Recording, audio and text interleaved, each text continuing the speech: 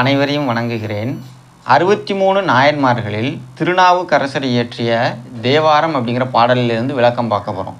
அதற்கு முன்பாக திருநாவுக்கரசரை பற்றி சிறிய விளக்கம் பார்ப்போம். திருநாவுக்கரசரோட இயற்பெயர் மருள் நீக்கியார். மருள் அப்படின்றால் துன்பம் நீக்கி வாழ்ந்தவர் அப்படின்ற பொருள். இவர் கடலூர் மாவட்டம் திருவாமூரில் பிறந்தார். இவருடைய வேறு பெயர்கள் அப்பர், வாக்கீசர், தாண்டகவேந்தர். தாண்டகம் பாடுவதில் வல்லவர், அதனால தான் தாண்டகவேந்தர் என்று அழைக்கப்பட்டார். ஆளுடை அரசு இவர் வேறு பெயர்கள். இவரோட தனி சிறப்பு என்னென்னா, நாட்டில் முதலாக உழவார பணிகளை, அதாவது சிவன் கோயிலில் உழவார பணிகளை முதலில் தோற்றுவித்தவர் யார்? இவர் தான். அதே போல் சமண சமயத்திலிருந்து சைவ சமயத்திற்கு மாறினார். இதனால் சமணர்கள் இவரை கொல்ல எண்ணி 7 நாட்கள் சுண்ணாம்பு சிறையில் அடைத்து வைத்தனர். இருந்தும் அவர் வேகாமல் சிவனின் அருளால் உயிரோடு தப்பினார். அதே போல் நஞ்சு கலந்த பாலை உண்டும் உயிர் பிழைத்தார். சமணர்கள் விடுத்த கொலை யானை இவரை வலம் வந்து வணங்கி சென்றது. அவர்கள் யானையை இவரை கொல்றதுக்கு ஏவி விட்டாங்க. அந்த யானையை இவருடைய அருள், தெய்வ அருள் இருக்கிறது எண்ணி அவரை வணங்கி அவரை வலம் வந்து சுற்றி சென்றது. கல்லை சேர்த்து கட்டி கடலில் விட்டும் அந்த கல்லையே தோணியாக பயன்படுத்தி கரையேறினார் திருநாவுக்கரசர்.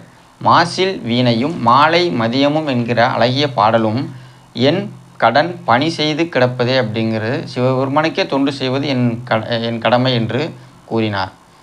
இவர் தேவாரம் அப்படிங்கிற பாடலில் ஒரு விளக்கத்தை நாம் பார்ப்போம்.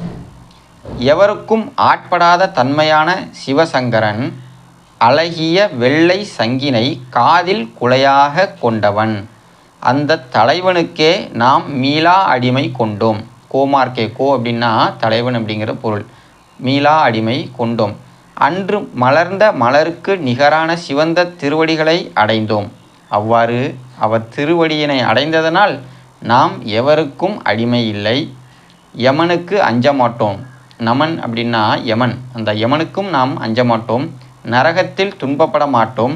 நடலை இல்லை. நடலைனா சூது, ஏமாற்று இவையெல்லாம் எங்களிடம் இல்லை. இறைவனின் பாதுகாப்பில் உள்ளோம். நோய் என்பதை அறியோம். யாரிடத்திலும் பணிந்து நிற்க மாட்டோம். எந்த நாளும் இன்பமே, துன்பம் இல்லை என்று திருநாவுக்கரசர் கூறுகிறார். அதனால்தான் கலியின் கொடுமையிலிருந்து பாதுகாப்பவர் சிவபெருமான்.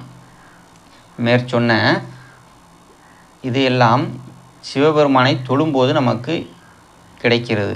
ஆகவே இன்பமோடும் மகிழ்ச்சியோடும் நோயுற்றும் வாழ நாம் சிவபெருமானை பற்றி வளமோடு வாழ்வோம். மிக்க நன்றி.